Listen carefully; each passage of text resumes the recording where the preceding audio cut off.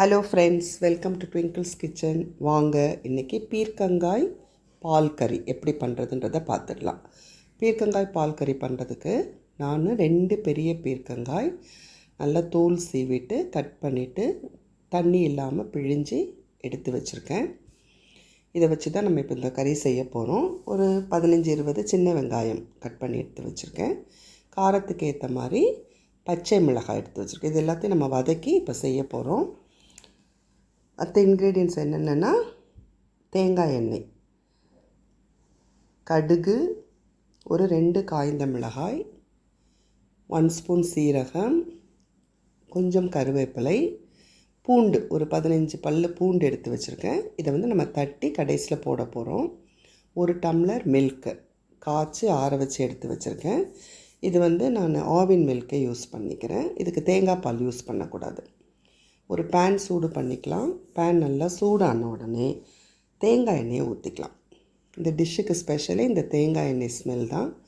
தேங்காய் எண்ணெய் நல்லா காஞ்ச உடனே நம்ம கட் பண்ணி வச்சுருக்கிற வெங்காயத்தெல்லாம் அது உள்ளே போட்டுடலாம். வெங்காயத்தெல்லாம் உள்ளே போட்டுட்டு லைட்டாக அந்த வெங்காயத்தை ஸ்டவ்வை நம்ம மீடியம் ஃப்ளேமில் வச்சுட்டு கொஞ்சம் நேரம் நல்லா வதக்கலாம். பாருங்கள், வெங்காயம் நல்லா வதக்கிட்டுருக்கேன். இப்போது இந்த வெங்காயம் ஓரளவு நல்லா வதங்கின உடனே நம்ம என்ன செய்ய போகிறோன்னா, எடுத்து வச்சுருக்கிற அந்த பச்சை மிளகாயை உள்ளே போட போகிறோம். போட்டு அதையும் போட்டு கொஞ்சம் நேரம் நல்லா வதக்கலாம். இப்போ வெங்காயமும் பச்சை மிளகாயும் நல்லா வதங்கிட்டுருக்கு. பச்சை மிளகாய் வதங்கும் போது ஒரு நல்ல ஃப்ளேவர் வரும். அந்த ஃப்ளேவர் இப்போ வருது. பாருங்கள், பச்சை மிளகாய் நல்லா வதங்கிடுச்சு. இப்போது பீர்க்கங்காய் உள்ளே போட்டுடலாம். பீர்க்கங்காய் தண்ணி காய், அதனால் அதை வதக்கும் போது நம்மளுக்கு தண்ணி வந்துகிட்டே இருக்கும். அந்த தண்ணிலாம் வத்துற வரைக்கும் நம்ம நல்லா வதக்கணும்.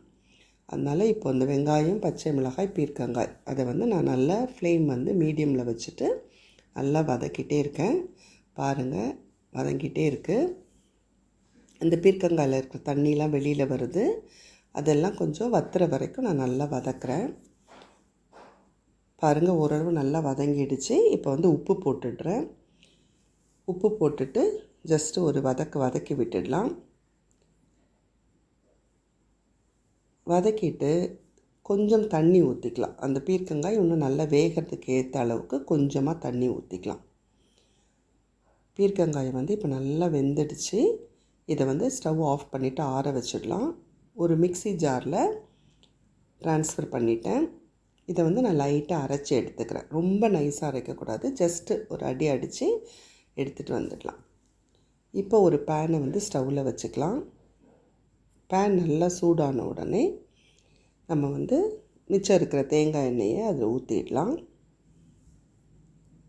எண்ணெய் காயட்டும். கடுகு போட்டுடலாம். கடுகு நல்லா வெடிக்கட்டும். வெடிச்சிடுச்சு பாருங்கள். கடுகு நல்லா வெடித்த உடனே அந்த 2 காய்ந்த மிளகாயை கட் பண்ணி நான் உள்ளே போட்டுட்டேன். போட்டு லைட்டாக ஃப்ரை பண்ணிடலாம். காஞ்ச மிளகாயும் நல்லா ஃப்ரை ஆகிடுச்சு. இப்போது 1 ஸ்பூன் சீரகம் உள்ளே போட்டுடுறேன். அந்த சீரகம் வாசனை நல்லா வந்துட்டுருக்கு. கருவேப்பிலையை உள்ளே போட்டுட்டேன். இது எல்லாத்தையும் போட்டு நல்லா வதக்குறேன். வதக்கிட்டு நம்ம அரைச்சி வச்சுருக்கிற பீர்க்கங்காய், வெங்காயம், பச்சை மிளகாய் அந்த மிக்சரை உள்ளே போட்டுடலாம். போட்டுட்டு நல்லா கிளறி விடலாம். நல்லா வதக்கணும். அந்த பச்சை வாசனை போகிற அளவுக்கு நல்லா நம்ம வதக்கலாம். நல்லா வதக்கிட்டுருக்கேன். இப்போ பாருங்கள், நல்லா வதங்கிடுச்சு. நல்ல ஃப்ளேவரும் வருது. இந்த டைமில் அந்த 200 ml மில்க்கை நான் உள்ளே ஊற்றிடுறேன். மில்க்கை உள்ளே ஊற்றிட்டு நல்லா கலந்து விட்டுடலாம். கலந்து ஒரு 5 மினிட்ஸ் நம்ம அப்படியே சிம்மில் வச்சு நல்லா வதக்கலாம். இப்போ தட்டி வச்சுருக்கிற பூண்டு அதை உள்ளே போட்டுடலாம். அந்த பூண்டை உள்ளே போட்டோடனே நல்லா வதக்கணும். பூண்டோட அந்த ஃப்ளேவர் நல்லா வரும். அந்த டைமில் நம்ம ஸ்டவ் ஆஃப் பண்ணிடலாம். பாருங்கள், சுவையான பீர்க்கங்காய் பால் கறி ரெடி ஆகிடுச்சு. இந்த பீர்க்கங்காய் பால் கறி நம்ம தோசை, இட்லி, சப்பாத்தி அதுக்கெல்லாம் தொட்டு சாப்பிட்லாம். நம்ம சாதத்துக்கும் தொட்டு சாப்பிட்லாம். சாதத்துக்கு தொட்டு சாப்பிட்னா கொஞ்சம் கிரேவியாக வேணும்னா கூட கொஞ்சம் பால் ஊற்றிக்கலாம். பால் ஊற்றிட்டு அது கிரேவியாக இருக்கும். நம்ம வந்து சாதத்தில் சூடாக போட்டு சாப்பிட்டா ரொம்ப டேஸ்ட்டாக இருக்கும். இதை நீங்களும் செஞ்சு பாருங்கள். தேங்க்யூ.